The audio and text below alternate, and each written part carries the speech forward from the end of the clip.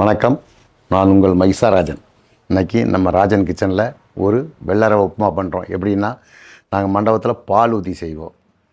அது வீட்டிலலாம் நீங்கள் வெங்காயம் 2 வெங்காயம் தக்காளியை போட்டு அப்படியே ஒரு தண்ணி ஊற்றி செய்வீங்க.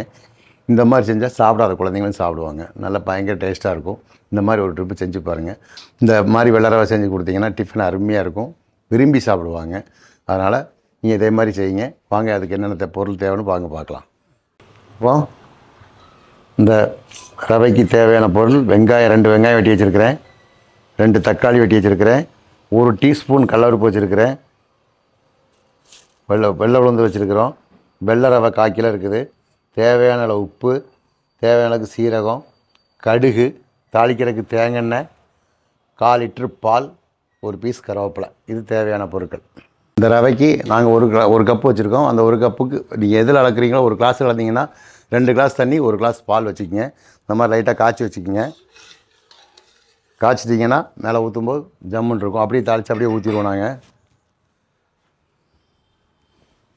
இப்போது இந்த ரவை தாளிக்கிறதுக்கு ஒரு 50 மில்லி தேங்காய் வச்சுருக்குறோம். தேங்காய் ஊற்றுறோம்.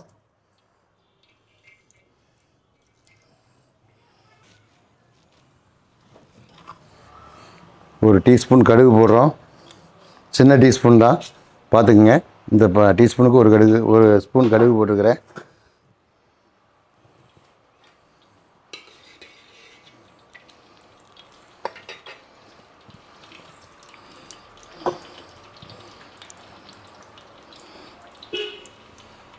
ஒரு டீஸ்பூன் கடலப்பருப்பு வச்சுருக்கிறேன்.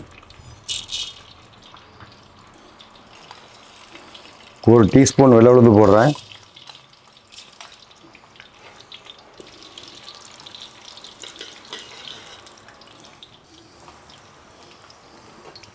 இப்போ 1/2 டீஸ்பூன் சீரகம் போடுறேன். ஒரு 4 வரமிளகா போட்டுக்கிறோம். 2 பீஸ் கருவேப்பிலை போட்டுக்கலாம். ஒரு கலக்கலாம். கடலப்பருப்பு உளுந்து செவந்துருச்சு. இந்த டைமில் 2 வெங்காயம் வெட்டி வச்சுருக்கேன், அதை போடலாம்.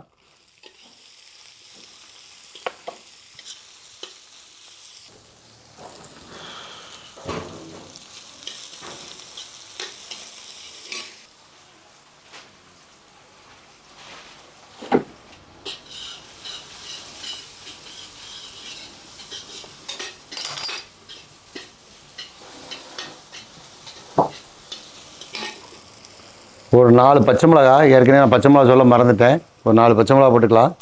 2 பிளந்து போட்டுக்குங்க.